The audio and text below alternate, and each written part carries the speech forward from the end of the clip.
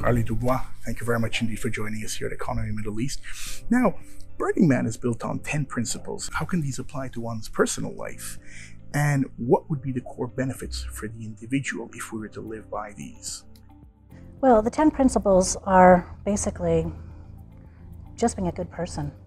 I mean, you can learn these principles if you have a really loving family, or a good religion, or a good community, good role model. So there's something that is for everybody. And if everybody used them, our world would be a lot nicer place.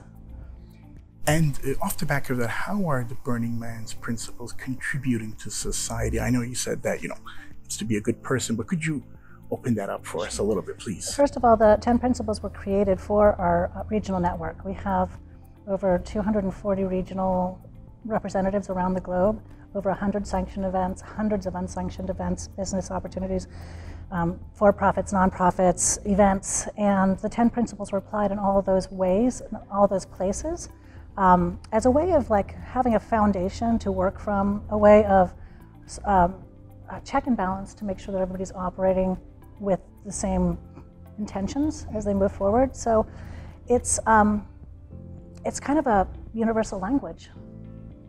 And what was the idea behind Burning Man? I believe 1982 was when it first came. 1986 was the first year. Yeah.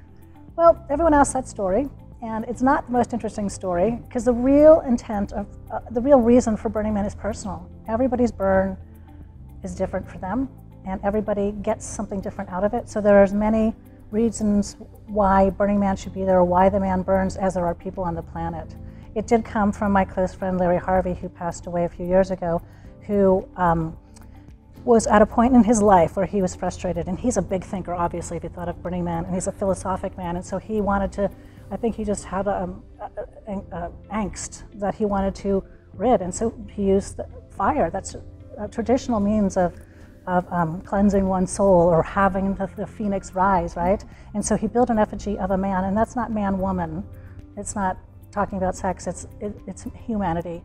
And I think he did that just to rid himself of his moment, which is a ritual we just did out on the beach, exactly the same thing.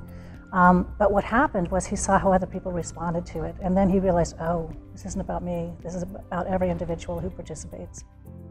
And Global Citizen Forum, what should we take away from these 2 days that we've had with all the panel discussions and the wonderful forums and so on? What's the key message here for you?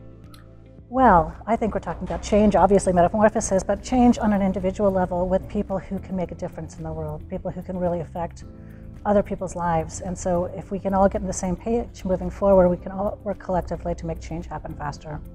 And if you had the ability to change the world in a quicker way, what do you think are the top 2-3 main issues that we face? I think the first one's greed. I think people are just too into money. It's become outsized. It's not healthy, and we need to focus more on joy, happiness, camaraderie, love. I think that's the most important thing.